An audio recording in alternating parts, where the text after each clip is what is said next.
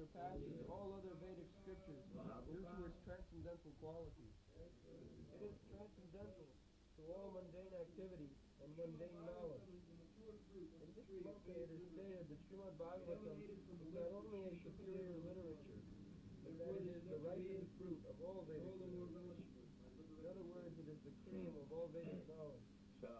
Considering this patient, Srimad Bhagwatam is the ripened one should fruit receive the message and lesson of of Srimad Vedic Bhagavatam. literature. The Vedas are compared to the desire tree because they contain all things knowable by man. They deal with mundane necessities as well as spiritual realization. Yes. But in the spiritual We world, will find there is both the knowledge. Kalpa means Because desire. The living And entity, soul means free. anyone who has Yeah. come to this material world, You can the get from a cause mango is tree mango, that he wanted to not any enjoy, other fruit. imitating Krishna. But in the Kalpataru, Just like it is the practical description experience. of Kalpataru is If there in we the are Brahma Samhita. associated with some big Chintamani man Kalpataru. and Chintamani he is very opulent, Kalpataru. naturally a desire comes. If If I could become an important man like him, that is possible. So, as soon as a living entity thinks like that he can also enjoy like Krishna, then it falls down. And he is given the chance of lording over this material nature. But to help him, the Vedic knowledge is there. The Vedic knowledge gives him the chance of enjoying this material world under some principle, so that someday he may again come back to home, back to home. This is the Vedic tradition. The chance is given because he wanted to enjoy. Just like, for example, one wants to enjoy sex life. Yes, Vedic knowledge, Vedic scripture says yes, just enjoy in marriage, not like cats and dogs. This is the difference. So, without Vedic injunction, if one wants to enjoy by him, then he will be more and more enjoyed. But if he follows the Vedic injunction, just like what is the difference between sex life as married man and woman and without? So far sex life is concerned, there is no difference. But the restriction and the rules and regulations will not make him mad after sex life. Just like if anyone wants to eat meat, these are natural tendencies. So Veda says yes, we can eat meat, but by offering sacrifice, or just offer sacrifice before the goddess of goddess Kali. In this way, actually it wants to restrict, but one who is obstinate, he wants to enjoy. He is given some Vedic direction. He enjoy life. What is that? For example, another example can be given. Just like the drunkards. The drunkards have given concession. There are liquor shops. The government gives some license to a person that he can sell liquor to the drunkards. But this liquor is not available in every shop. There is a particular shop. One has to purchase liquor from that particular shop. That means government is discouraging, but one who is obstinate to give him some facility, this particular shop is established. Similarly, when there is allowance for sex life, or drinking, or music, or even gambling, that is not encouraging. That is minimizing the tendency and the discipline. But so far we are concerned, we are above this discipline. A Vaishnava is transcendent. He hasn't got to train under this discipline because he takes shelter of Krishna directly. Then only you have to change the account. Everyone, Kurmi, they are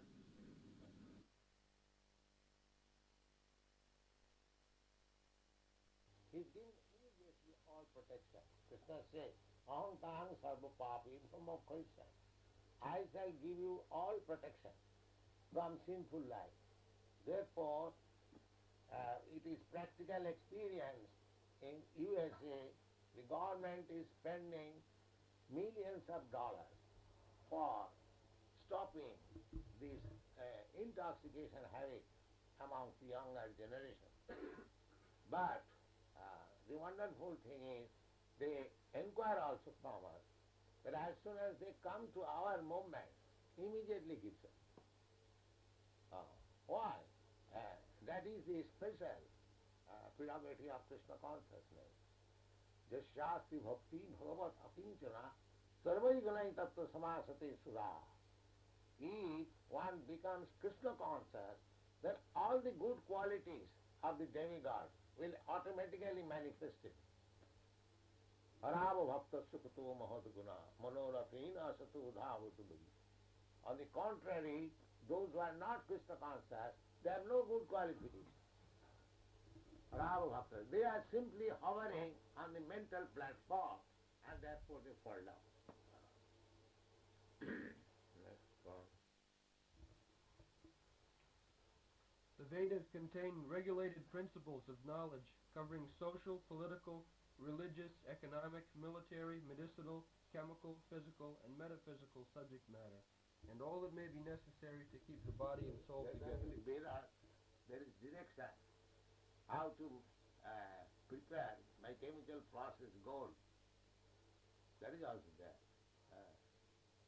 Gold, there is suggestion that you mix three metals, namely nickel, copper, and mercury, you will get gold. This direction is there, and many saintly person, yogis, they know how to prepare it, and they do it. So in that way, they meet their expenditure. They prepare gold, the chemical knowledge. Above and beyond all this are specific directions for spiritual realization. Regulated knowledge involves a gradual raising of the living entity to the spiritual platform, and the highest spiritual realization is to know that the personality of Godhead is the reservoir of all spiritual tastes, or rasas. It is called pravitti and nivitti. Pravitti means the living entity has come here to enjoy this material world. This is called pravitti. And the other side is nivitti. Nivitti means become detached to material life. So long he will be attached to the materialistic way of life, there is no question of liberation. He will be more and more entangled. According to his mind, he will get a particular type of body, material body. And there are 8,400,000 species of body. So as soon as one gets the body, he becomes under the laws of the material nature, and the material nature means under the laws of the stringent laws, threefold miserable condition that will continue. Therefore the Vedic literature, they gives us opportunity to gradually renounce pravittinesham bhutana nidvittestu mahaphalam. That is the pravitti, inclination. But a Vedic student is trained up in such a way that ultimately he becomes renounced or detached from this material world. Every living entity beginning from Brahma, the first born living being within the material world, down to the insignificant ant, desires to relish some sort of taste derived from sense perceptions. These sensual pleasures are technically called rasas. And perhaps you know it, they love very much intoxicants, and therefore they are after sugar. Sugar has got properties, intoxication. Wine is made from sugar, from molasses. So the ants, they want to be very much intoxicated. So this intoxication is not only in the human society, in the animal society, in bird society, in bee society. Loki bhavayami samadha siva nityastu jantu nahi tattva chodana. Bhavaya, sex intercourse, babaya, amisha, meat eating, madhya seva, intoxication. They are there everywhere, not only in human society. This is the pravritti. Now, the actual knowledge, actual education means to detach them, not to increase them. At the present moment the civilization is, they are increasing the desire. Everyone has got this desire, but that is called civilization. Eat, drink, be merry and enjoy. No, the human life is meant for being trained up to be detached. Just like we are training our students. They are not, if not 10%, major percentage, they are detached. That is perfection. Gradually detached. It's like if you have got fever, 105 degrees, you should not increase it. You should decrease it. If you increase fever is very nice thing, let us increase it. Then death. As soon as it is 107 degrees, then that's death. So this material civilization is like fever. We should not increase it. Neither we shall decrease it to such an extent that we shall die. Because fever, 105, 107 degrees, 12, 6 degrees, 5 degrees, reduce it. Reduce, but it must stay at not 100, 98 degrees. If you reduce 98 degree, 97, that is also not good. Similarly, our program is not to increase to the death point, neither to decrease it to the death point. Yuktahara viharasya. We don't say, don't eat. Eat. But don't eat more, or don't eat less. That is our program. We don't say, don't eat. We don't prohibit anything. We don't say no sex life. Yes. No, we don't say no. Yes, sex life, marriage sex life, regulated sex life. So everything should be regulated. That is described, that is recommended in the Bhagavad Gita. Yuktahara viharasya yoga bhavati siddhita. We are executing yoga. So yuktahara. And Rupa Goswami also says, anasaktasya vishaya jathaham upajanjata nirvandhe krishna sambandhe yukta vairagam uchyate. Anasaktasya vishaya. This is called vishaya, material enjoyment. Eating, sleeping, mating and defending. This is called vishaya.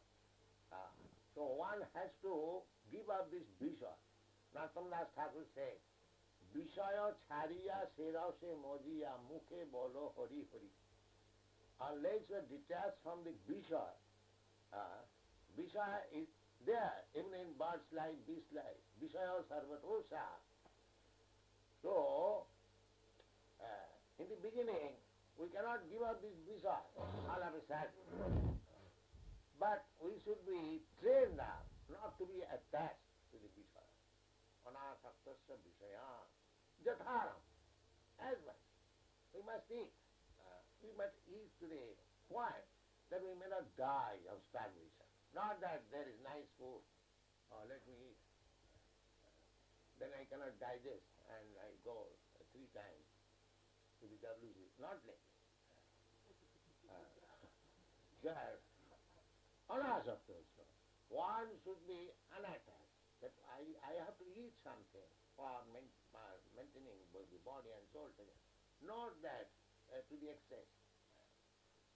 Anasaktasya vishaya jatharam upajanjati. If one makes his life in that regulated way, then he is as good as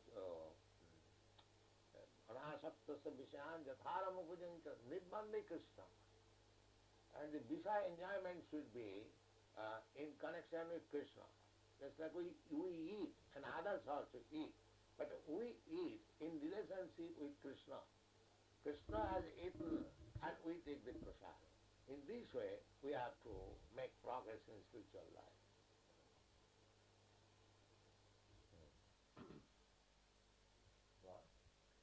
Such rasas are of different varieties. In the revealed scriptures, the following 12 varieties of rasas are enumerated. 1. Rodra, anger. 2. Adbhuta, wonder. 3. Shringara, conjugal love.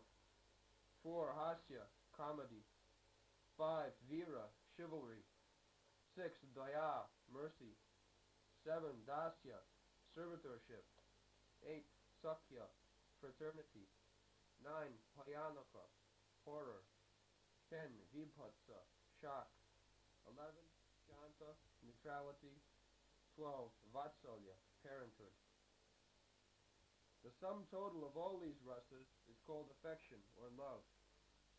Primarily, such signs of love are manifested in adoration, service, friendship, eternal affection, and conjugal love.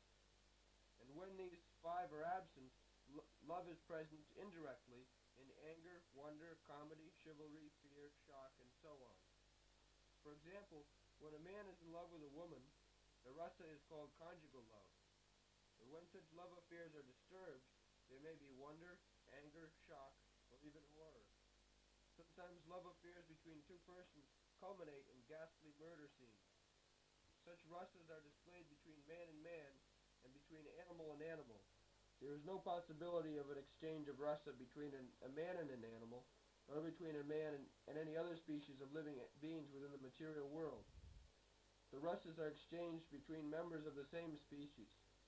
But as far as the spirit souls are concerned, we are seeing sometimes the pigeons fighting. But a pigeon and crow does not fight. A pigeon and pigeon fight. So, this is also another indirect way of love. You'll see the pigeons, they will fight and again sit down in the assembly of the pigeons. Not that the pigeon is going to the assembly of crows.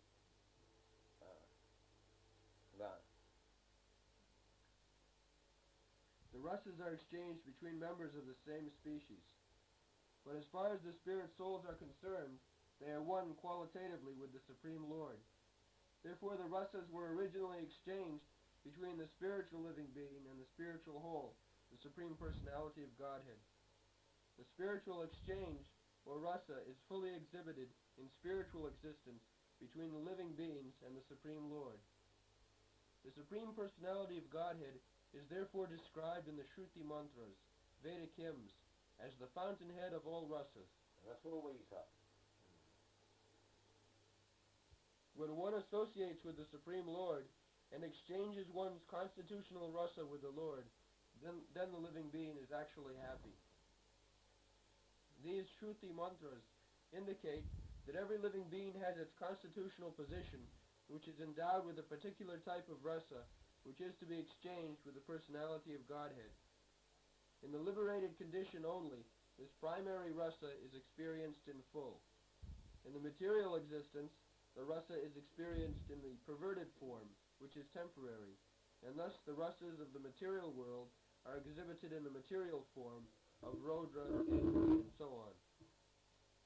Therefore, one who attains full knowledge of these different rasas, which are the basic principles of activities, can understand the false representations of the original rasas, which are reflected in the material world. The learned scholar seeks to relish the real rasa in the spiritual form. In the beginning, he desires to become one with the Supreme. Thus, intelligent transcendentalists cannot go beyond this conception of becoming one with the spirit whole without knowing of the different rasas. In this shloka, it is definitely stated that spiritual rasa, which is relished even in the liberated stage, can be experienced in the literature of the Srimad Bhagwatam, due to its being the ripened fruit of all Vedic knowledge. By submissively hearing this transcendental literature, one can attain the full pleasure of the heart's desire. But one must be very careful to hear the message from the right source. Srimad Bhagwatam is exactly received from the right source. It was brought by Narada Muni from the spiritual world and given to his disciple Sri Vyasadeva.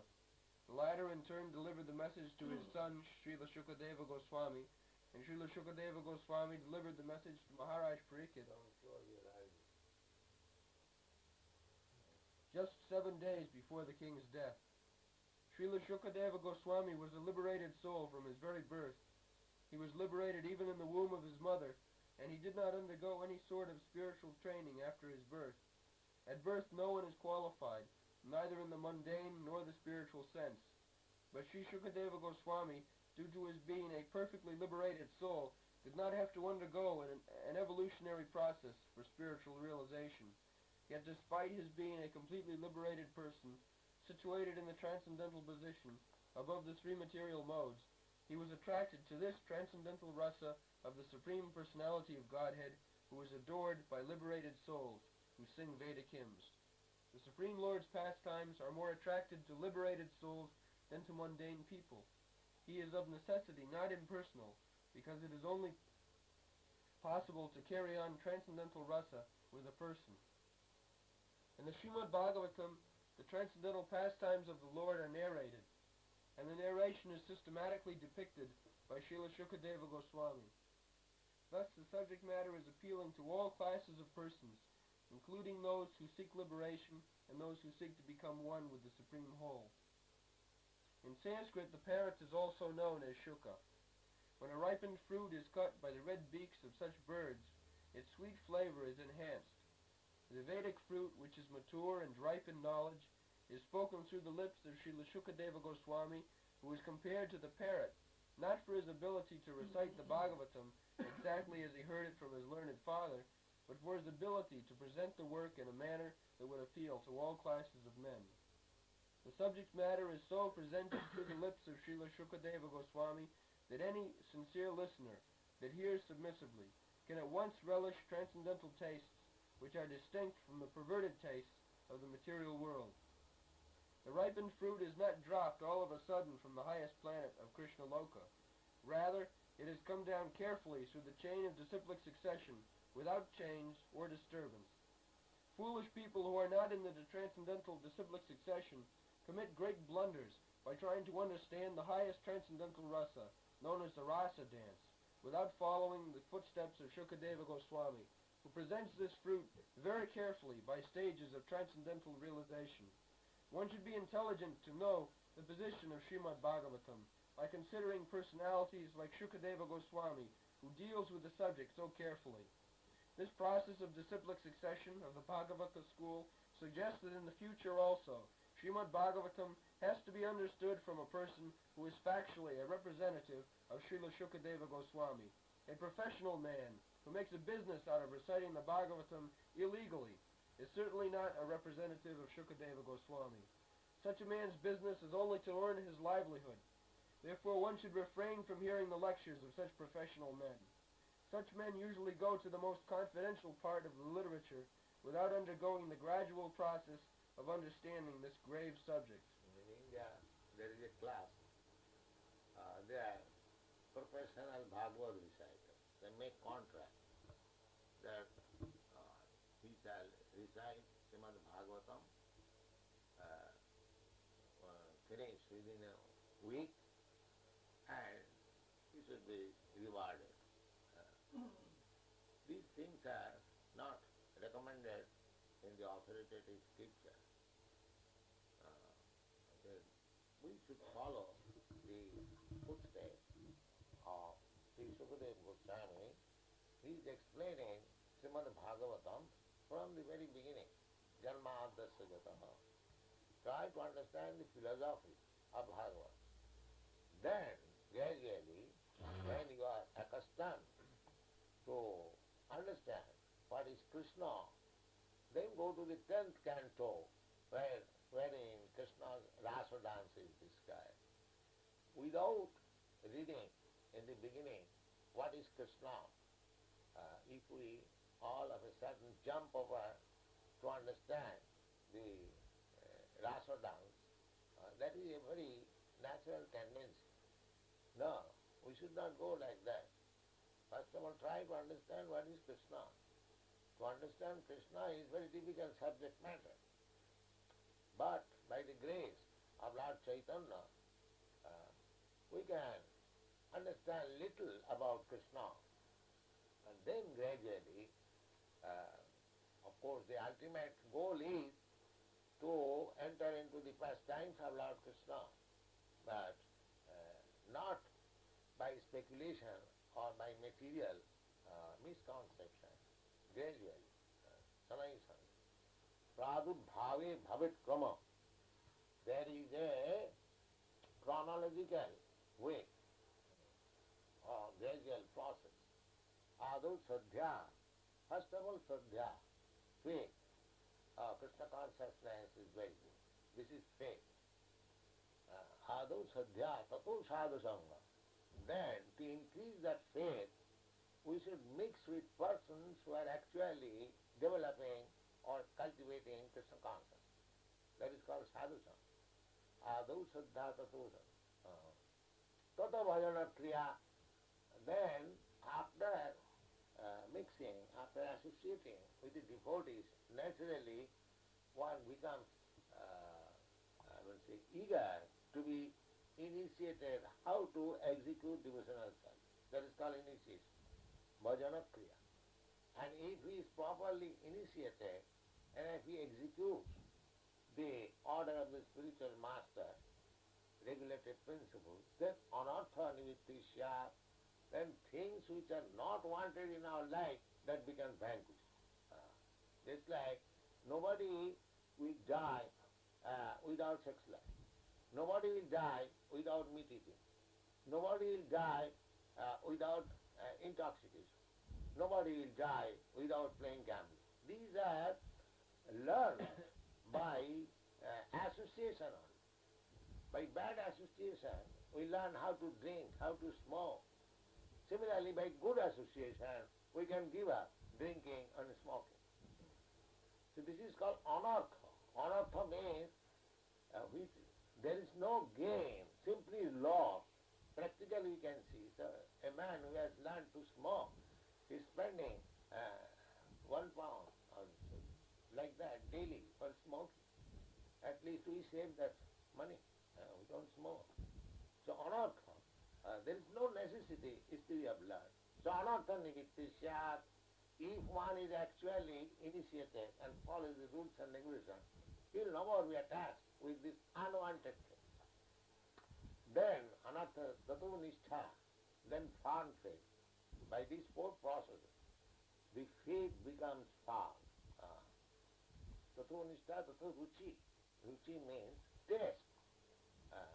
It's like you are sitting here, unless you have got some taste to understand Krishna consciousness, you could not sit down. Tato ruchi. Tato nishtha, tato ruchi, tatha shakti. Then attachment. Instead of being attached to this material enjoyment, one becomes attached to Krishna consciousness. In this way, tato bhava, then ecstasy, then love of Krishna. So when you come to the platform of love of Krishna by this process, at that time, if we try to understand Krishna's rasa dance, that will be very revisable.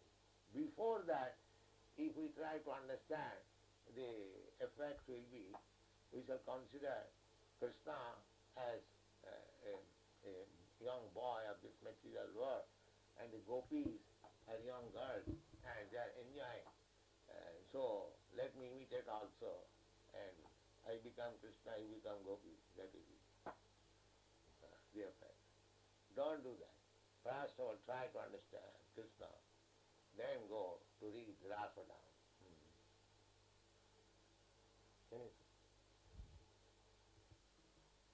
They usually plunge into the subject matter of the rasa dance, which is misunderstood by the professional leaders. They won't read. Just like we are reading the philosophical side. They won't go. People are not interested. The philosophical. They immediately jump over the rasa dance. And they think, oh, Krishna is enjoying with the gopis. Just like we read some novel. One boy is enjoying with another girl. Let's take it like that. So, that is degradation. Avaishnava mukhatvina puto hari katha amritam sarvanamna kartavya. Therefore, Sanatana Goswami has a word that one who is not actually Vaishnava, a realized soul of this Vaishnava philosophy, one should not hear from him. Avaishnava mukhagirna puta harikatha. Savanaka. Don't hear. So, actually, this Bhagavad Saptaha is going on in India, village to village. But you see, the effect is that they are not Krishna conscious. They are not as good Krishna conscious as you are becoming. Because they take it as a matter of some refreshment. No. It should be taken very seriously and should be heard from the right source. Then you will get the result. Some of them take this to be immoral, while others try to cover it up by their own stupid interpretations. Sometimes they say, oh, Krishna is so immoral. Yes, that will be the effect. Krishna is enjoying with others' wives and others' sisters like that. They take it up. They do it. We have to sometimes explain. They question. Even Parikshit Maharaj questioned. Parikshit Maharaj questioned not that he was ignorant. He questioned this fact from Sukadeva Goswami, and it was answered so that others may understand that Krishna's pastime is not immoral. That is a higher, sublime, spiritual pastime. They have no desire to follow in the footsteps of Srila Shukadeva Goswami. One should conclude, therefore, that the serious student of the rasa should receive the message of Bhagavatam in the chain of disciplic succession from Srila Shukadeva Goswami, who describes the Bhagavatam from its very beginning, and not whimsically to satisfy the mundaner who has very little knowledge in transcendental science. Srimad Bhagavatam is so carefully presented that a sincere and serious person can at once enjoy the ripened fruit of Vedic knowledge simply by drinking the nectarian juice through the mouth of Shukadeva Goswami or his bona fide representative.